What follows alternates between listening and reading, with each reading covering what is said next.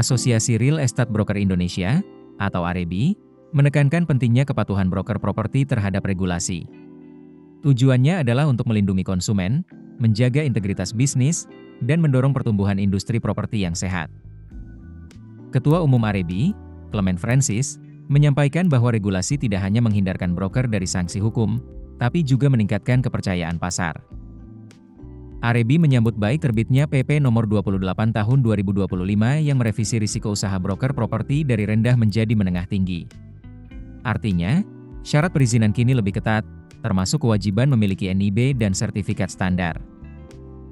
Direktur Jenderal Perdagangan Dalam Negeri Kemendak, Iqbal S. Syofwan, menyatakan bahwa perubahan klasifikasi risiko usaha broker properti membuat syarat dan kewajiban pelaku usaha perlu disesuaikan. Perusahaan perantara perdagangan properti kini wajib memiliki nomor induk berusaha dan sertifikat standar sesuai dengan kategori KBLI 68200. Untuk mendapat izin tersebut, perusahaan harus berbentuk badan hukum yang berdomisili di wilayah hukum Republik Indonesia, serta memiliki tenaga ahli yang kompeten di bidang jasa perantara properti. Seluruh tenaga ahli harus berstatus warga negara Indonesia dan memiliki pengalaman di bidang broker properti maupun manajemen dan investasi properti. Setiap tenaga ahli juga wajib melampirkan sertifikat kompetensi yang diterbitkan lembaga berwenang.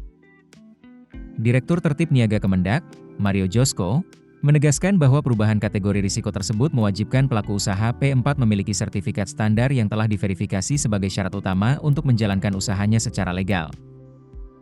Pelaku usaha juga wajib membuat perjanjian tertulis dengan pengguna jasa, menyampaikan informasi sesuai ketentuan, menggunakan sistem pembayaran nasional, dan menunjukkan tanda pengenal yang mencantumkan informasi usaha.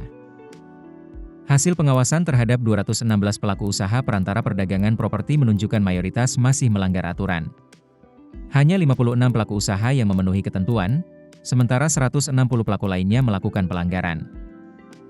Pelaku usaha yang tidak memiliki atau melanggar perizinan berusaha dapat dikenai sanksi administratif.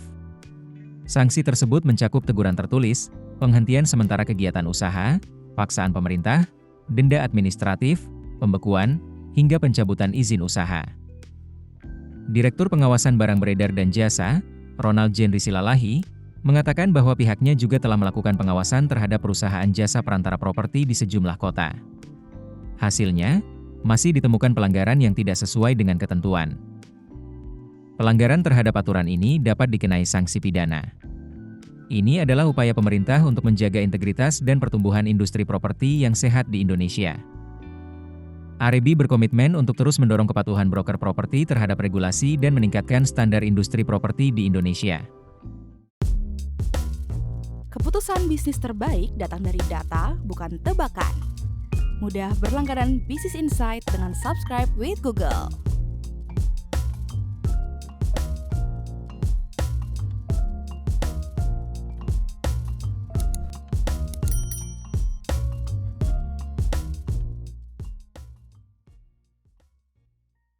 Download aplikasi Kontan sekarang di App Store atau Play Store.